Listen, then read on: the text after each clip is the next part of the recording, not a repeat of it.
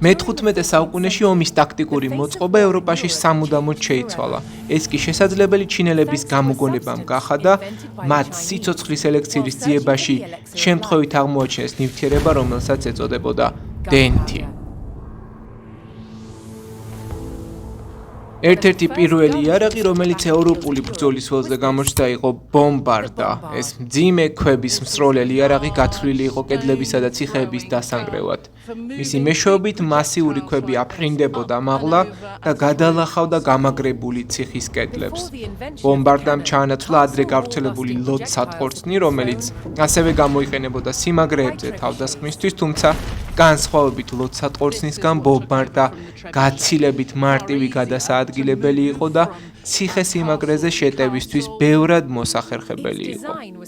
ბომბარდის კონსტრუქცია უბრალოებასა და პრაქტიკულობაზე იყო დაფუძნებული. მისი დამზადება მოხერხებული იყო კასრებზე მომუშავე ხელოსანთა ტექნოლოგიური უნარებით. მას ჰქონდა ლითონის გრძივი ნაწილები და ჰორიზონტალურად დამაგრებული რგოლები, რომლებიც მთლიან სტრუქტურას შეკრულად ინარჩუნებდა. სწორედ ამიტომ ეწოდა ამ კონსტრუქციას იარაღის ლულა.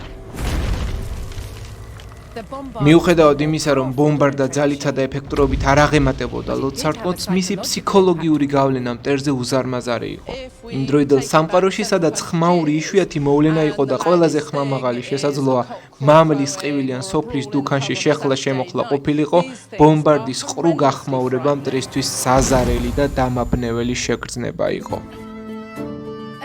მეტალურგიის გაუმჯობესების შემდეგ ლულები უფრო გრძელი და ძლიერი გახდა, რაც ბომბარდას სიზუსტესა და ძალას ზრდიდა. ასეთი იარაღი უკვე არა მხოლოდ კედლების დანგრევას, არამედ მოწინააღმდეგის ჯარისკაცების განადგურებასაც უზრუნველყოფდა. ამ ეტაპზე დენთის იარაღმა ჩაანაცვლა მშვილდისარი, რომლებიც უკვე ვეღარ უწევდნენ კონკურენციას ახალი იარაღის გამანადგურებელ ეფექტს.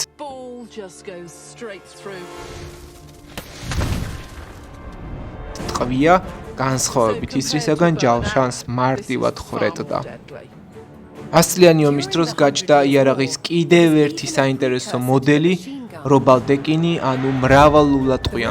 ეს იყო მრავალლულიანი კონსტრუქცია, რომელიც ერთდროულად რამდენიმე ტყუის სროლას ახერხებდა. მისი საშუალებით შესაძლებელი გახდა დიდი რაოდენობით ჯარისკაცთა ერთდროულად განადგურება.